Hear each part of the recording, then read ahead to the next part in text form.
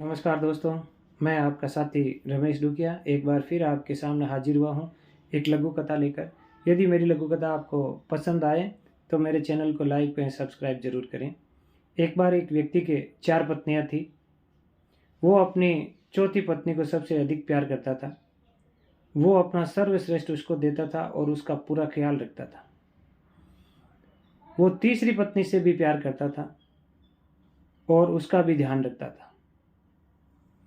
वो दूसरे नंबर वाली पत्नी से भी प्यार करता था और उसका भी ध्यान रखता था।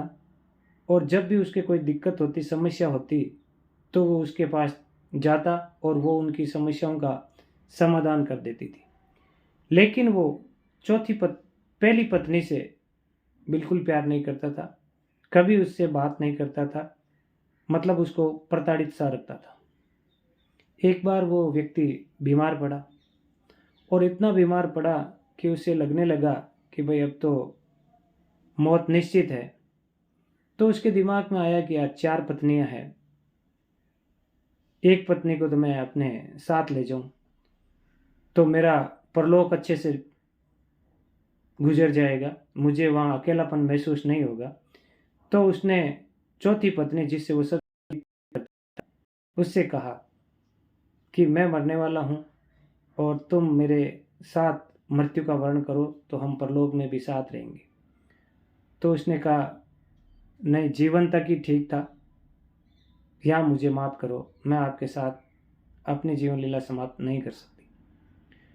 फिर वह तीसरे नंबर वाली पत्नी के पास गया तो उसने भी कहा जीवन बहुत सुंदर है और आप मेरी चिंता मत करो, मैं आपकी मृत्यु के बाद दूसरी शादी कर लूँगी और अपना जीवन व्यतीत कर लूँगी। फिर वह दूसरे नंबर वाली पत्नी के पास गया तो उसने भी कहा माफ़ करना, इस मामले में मैं अब की बार आपकी कोई सहायता नहीं कर पाऊँगी। हाँ, अधिक से अधिक मैं आपके अंतिम संस्कार तक आपका साथ दे सकती हूँ।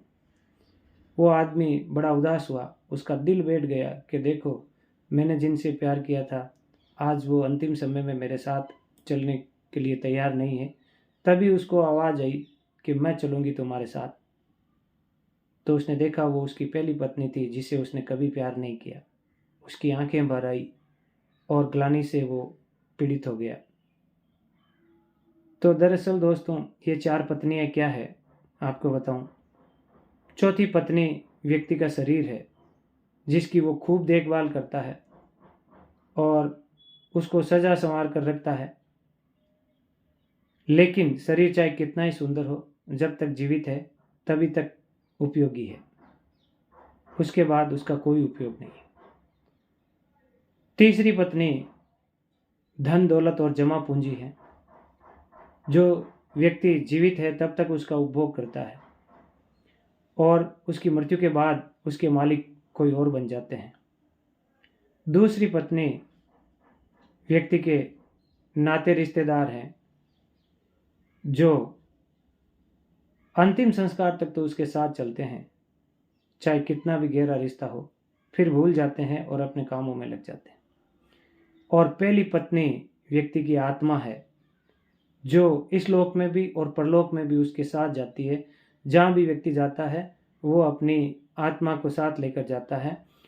लेकिन वो इस दुनियादारी के इन बाकी की 3 पत्नियों के शरीर, धन दौलत, जमा पूंजी और नाते रिश्तेदारों के चक्कर में अपनी आत्मा की आवाज़ कभी नहीं सुन पाता और अपनी आत्मा पर वो कभी ध्यान नहीं देता और अपनी आत्मा के सुधार के लिए वो कोई प्रयास नहीं करता।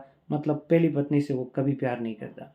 लेकिन अंतिम समय में वही पहली पत्नी यानी आत्मा उसके साथ चलती है परलोक तक भी।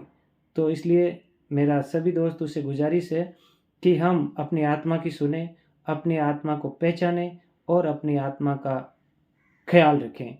धन्यवाद।